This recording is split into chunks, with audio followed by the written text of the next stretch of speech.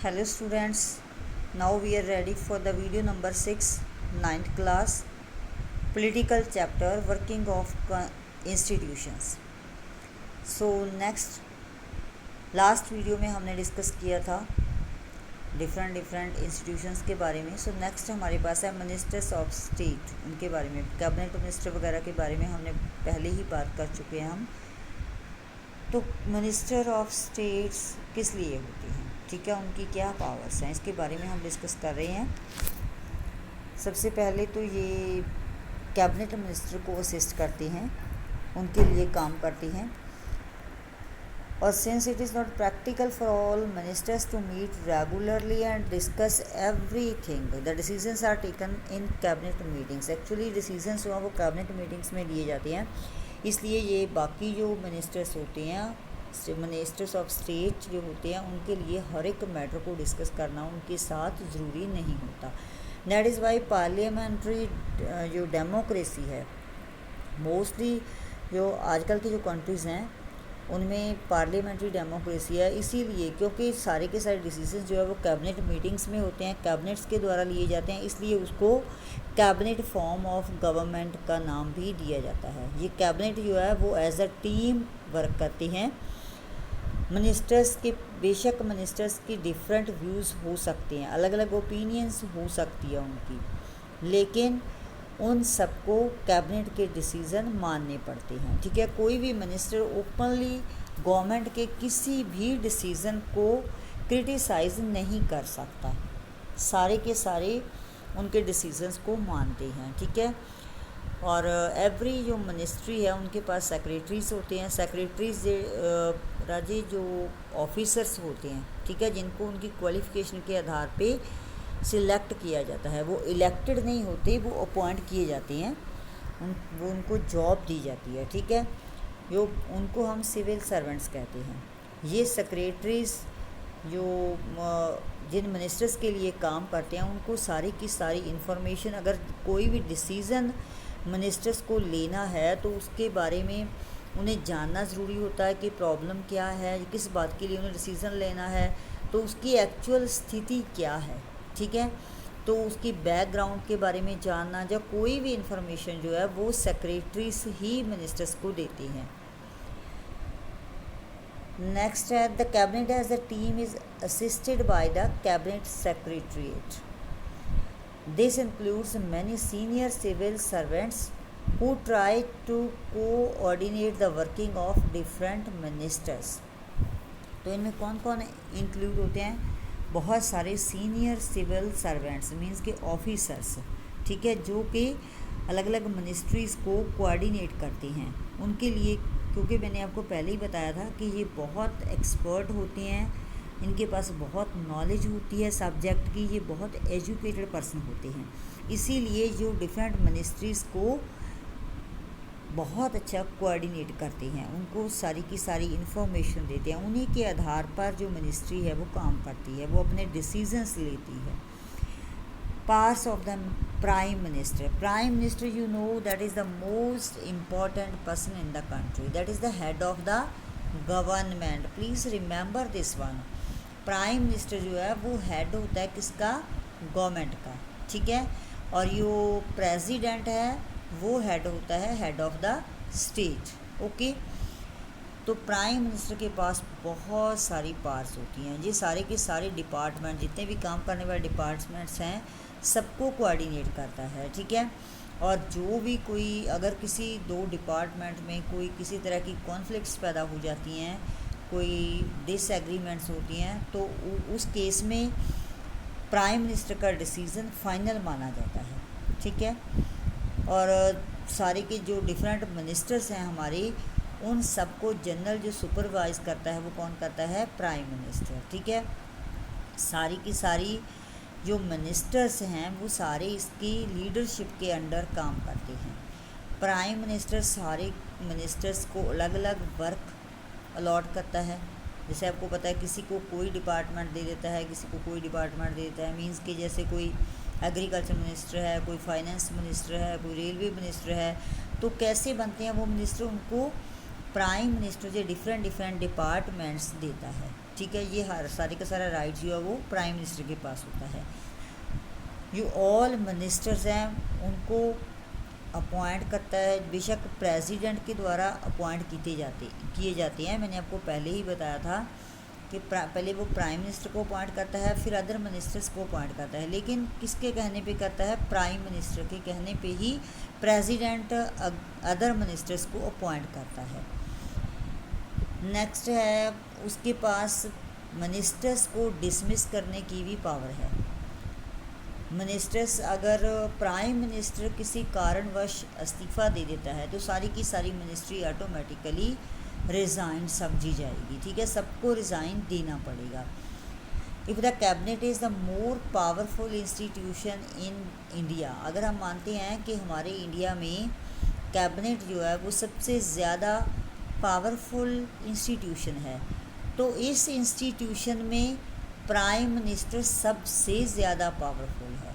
ठीक है, it means के सारे जो लोग हैं, सारे मिनिस्टर्स हैं, उन सब में पावरफुल कौन है? Prime minister. The powers of the prime minister have increased so much. हमने देखा है कि कितनी सारी पावर्स हैं इसके पास। मोस्टली हर एक डिसीज़न को लेने की जो लास्ट पावर है वो प्राइम मिनिस्टर के पास है। इसीलिए जो पार्लियामेंट्री डेमोक्रेसीज आजकल मिलती हैं हमारे सामने, तो कभी कभी उनको prime ministerial forms of government का नाम दे दिया जाता है। प्राइम मिनिस्टर सारी कैबिनेट को और पार्लियामेंट को सबको कंट्रोल करता है। प्राइम मिनिस्टर की जो शक्तियां हैं वो बहुत ज़्यादा हैं, लेकिन ये किसके ऊपर डिपेंड करता है? प्राइम मिनिस्टर जो पर्सन बनता है ये उसकी पर्सनैलिटी के ऊपर डिपेंड करता है कि वो कैसे उन पावर्स को यूज़ कर रहा है, उनको यूटिलाइज़ कर रहा है। ठीक है, जो अगर कोई अच्छा जो पर्सनैलिटेड पर्सन है, नॉलेजेबल पर्सन है, उसको पता है कि उसने अपनी पावर्स को कैसे यूज़ करना है, कैसे उनको अच्छे से अच्छे यूज़ करके अपने कंट्री को कैसे अच्छी तरह गवर्न कर सकता है। ठीक है, तो तभी इन पावर्स का सही इस्तेमाल हो पाएगा। मींस कि उस पर्सन के ऊपर डिपेंड करता है, जो लीडर हमने प्राइम मिनिस्टर चुना है, कि उसकी पर्सनैलिटी है कैसी, कितने गट्स हैं उस पर्सन में। नो डाउट कि आजकल जो है कोalition गवर्नमेंट बन रही है। ठीक है, इसके कुछ नुकसान भी हो रहे हैं, ख़ास करके प्राइम मिनिस्टर की पावर के लिए, क्योंकि कई बार क्या होता है कि प्राइम मिनिस्टर जो लीडर होता है इस मेजॉरिटी पार्टी का, ठीक है, he has to accommodate different groups and factions in his party as well as among alliance partners. तो आपको पता है कि कोalition गवर्नमेंट में क्या होता है कि डिफरेंट पार्टीज़ होती हैं जिनका गठबंधन होता है, तो प्राइम मिनिस्टर को सबकी बात माननी पड़ती है। तो कभी कभी वो फ्री डिसीज़न नहीं ले पाता, क्योंकि उन्हें सबको खुश रखना है। अगर वो सबको साथ लेकर के चलेगा, कई बार क्या होता है कि सबकी राय एक किसी डिसीज़न के बारे में एक जैसी नहीं होती, तो उस कंडीशन में प्राइम मिनिस्टर की जो शक्ति है वो लिमिटेड हो जाती है। ठीक है, तो उसको मेजॉरिटी जो लोग हैं उनकी बात माननी पड़ती है। तो ये कुछ प्रॉब्लम्स हैं जो कोalition गवर्नमेंट में हमें आ रही है। नेक्स्ट है द प्रेसिडेंट। प्रेसिडेंट बच्चे ऑलरेडी मैंने आपको बताया कि that is the head of the state. ठीक है, हमारा जो पॉलिटिकल सिस्टम है उसमें हेड ऑफ़ द स्टेट जो है वो नॉमिनल पावर्स को एक्सरसाइज करता है। इसकी जो पावर्स हैं वो नॉमिनल पावर्स हैं, जस्ट कॉन्स्टिट्यूशन के अकॉर्ड लिखती रूप में पावर्स हैं। असल में जो पावर्स हैं वो किसके पास हैं? प्राइम मिनिस्टर के पास हैं। ठीक है, तो इंडिया का जो प्राइम मिनिस्टर ब्रिटेन की जो महारानी है उसकी तरह है, जिसके फंक्शंस जो हैं वो जस्ट सेरेमनी की तरह होते हैं, असल में पावर्स उसके हाथों में नहीं होती। ठीक है, नो डाउट प्रेसिडेंट जो है वो ओवरऑल फंक्शनिंग को सुपरवाइज़ करता है। जितनी भी पॉलिटिकल इंस्टीट्यूशंस हैं उसी के नाम पे चलती हैं। ठीक है, सारे के सारे उसका नाम यूज़ करते हैं, हर जगह उसके सिग्नेचर होते हैं। मींस के कोई भी बिल, कानून, जो कुछ भी है उसके ऊपर प्रेसिडेंट के साइन ज़रूर होते हैं, लेकिन असल में वो जस्ट दिखाने के लिए साइन ही होते हैं। असली पावर्स जो है वो कोई और ही यूज़ करता है। प्रेसिडेंट जो है वो इलेक्ट नहीं किया जाता डायरेक्टली लोगों के द्वारा, बल्कि जो हमारे MLA या MPs होते हैं, जो हमने पहले मेंबर्स चुने हैं, मेंबर्स ऑफ द पार्लियामेंट या फिर member of state legislative assemblies, जिनको हम वोट दे के चुनते हैं, तो वो लोग आगे जाके प्रेसिडेंट को इलेक्ट करते हैं, ठीक है। A candidate standing for the president's post has to get a majority votes to win the election. उसके लिए इलेक्शन तो होती हैं, लेकिन वो उस वहाँ पर वोट कौन देता है? जो हमारे लोगों के चुने हुए MLAs MPs होते हैं, ठीक है। तो प्रेसिडेंट के लिए ये ज़रूरी है कि उसको मेजॉरिटी वोट्स मिलनी चाहिए। सो प्रेसिडेंट जो है that can be seen to represent the entire nation. लगता ये है कि वो सारे नेशन को चला रहा है, उसको रिप्रेजेंट कर रहा है, क्योंकि हर जगह पे जो फाइनल साइन होते हैं वो प्रेसिडेंट के ही होते हैं, ठीक है। लेकिन एक्चुअल में जो पावर्स हैं वो प्रेसिडेंट के पास नहीं होती। कौन कौन सी पावर्स हैं इसके पास हम डिस्कस करते हैं। All government activities take place in the name of the president. जो भी गवर्नमेंट एक्टिविटीज़ होती हैं, कोई भी गवर्नमेंट के काम हैं, वो सारे के सारे प्रेसिडेंट के नाम पे ही होते हैं, ठीक है।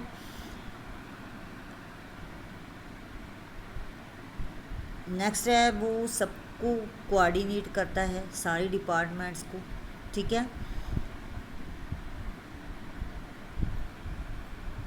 जितने भी लॉ हैं या मेजर पॉलिसी डिसीजंस हैं, तो सारे के सारे इशू कौन करता है? प्रेसिडेंट के नाम पे ही इशू होते हैं। बेशक बनाने वाले कोई और लोग होते हैं, एग्जीक्यूट करने वाले कोई और हैं, लेकिन असल में नाम किसका चलता है? प्रेसिडेंट का, ठीक है। जो भी मेजर अपॉइंटमेंट्स हैं वो भी उन्हीं के नाम पे होती हैं। जो हमारे चीफ जस्टिस ऑफ इंडिया है, या फिर जजेस ऑफ द सुप्रीम कोर्ट है, या high courts of the states हैं, उन सबको अपॉइंट करता है प्रेसिडेंट, ठीक है।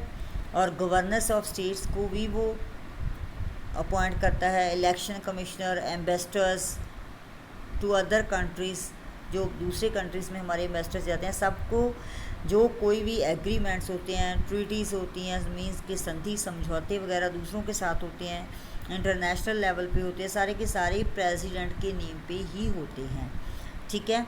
सो president is the supreme commander of the defense forces of India also.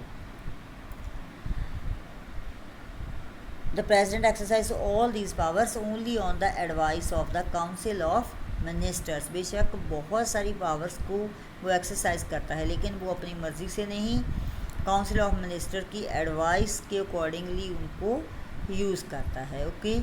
Legislative powers of the president. अब लेजिस्लेटिव के अकॉर्डिंगली उसके पास कौन सी पावर्स होती हैं? President can ask the council of ministers to reconsider its advice. अब वो काउंसिल ऑफ मिनिस्टर्स को अपनी एडवाइस को रीकंसीडर करने के लिए कह सकता है कि उसकी एडवाइस के ऊपर ध्यान दो, उसको फिर से सोच विचार करो, ऐसा वो कह सकता है, ठीक है। A bill passed by the parliament becomes a law only after president gives assent to it. Means कि अगर प्रेसिडेंट के साइन हो जाते हैं तभी कोई बिल जो है वो एज अ लॉ माना जाता है, ठीक है। लेकिन इसके पास बहुत ज़्यादा पावर्स नहीं होती। प्रेसिडेंट जो है वो बिल को बैक सेंड कर सकता है, लेकिन सिर्फ कंसीडरेशन के लिए कि उस बिल के ऊपर दोबारा से कुछ गौर किया जाए, इस बात के लिए वो उसको वापस भेज सकता है। But if the parliament passes the bill again then he has to sign it. अगर दोबारा से पार्लियामेंट उसको पास कर देती है तो उसे साइन करने ही पड़ते हैं। वो जस्ट एक बार बिल को वापस भेज सकता है, उसके अलावा उसके पास बिल के रिगार्डिंग कोई भी ऐसी शक्ति नहीं होती, okay. Special powers of the president. कौन सी स्पेशल पावर्स हैं इसके पास? When a party or coalition of party secures a clear majority in the elections the president has to appoint the leader of the majority party. बस वही हैं जो हम पहले discuss कर चुके हैं कि मेजॉरिटी पार्टी के लीडर को वो अपॉइंट कर सकता है, ठीक है। लोकसभा में प्राइम मिनिस्टर जो बनता है उसको वो अपॉइंट करता है किस व्यक्ति को? जो मेजॉरिटी पार्टी का लीडर है, ठीक है। बेशक वो एक पार्टी का ना हो, कोalition गवर्नमेंट के कारण कई सारी पार्टीज मिलके अपना लीडर चुने।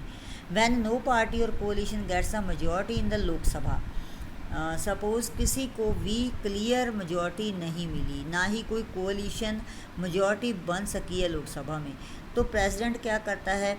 अपनी शक्ति का प्रयोग करते हुए वो एक व्यक्ति को उनका लीडर चुन देता है, लेकिन उसके लिए ये शर्त होती है कि वो लोकसभा में उसको मेजॉरिटी मिलनी चाहिए किसी पर्टिकुलर टाइम पीरियड के अंदर, कि इतने पीरियड के अंदर आपको मेजॉरिटी मिलनी चाहिए लोकसभा में के जो मेंबर हैं, तो मेजॉरिटी मेंबर्स आपके पक्ष में वोट देने चाहिए, ठीक है। तो वो अपने बिहाफ पे किसी पर्सन को एज अ प्राइम मिनिस्टर या फिर मेजॉरिटी पार्टी का लीडर के तौर पे उसको अपॉइंट कर सकता है, ठीक है।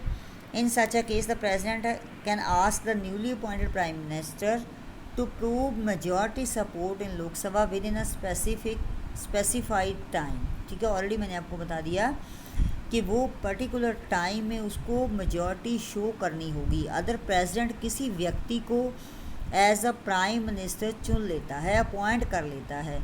बेशक अभी तक जो है कोalition की गवर्नमेंट नहीं बनी, किसी भी पार्टी को मेजॉरिटी नहीं मिली, फिर भी वो ऐसे व्यक्ति को अपॉइंट कर सकता है, लेकिन उस व्यक्ति को बाद में मेजॉरिटी हासिल करनी होगी। Okay, next we will do in the next video.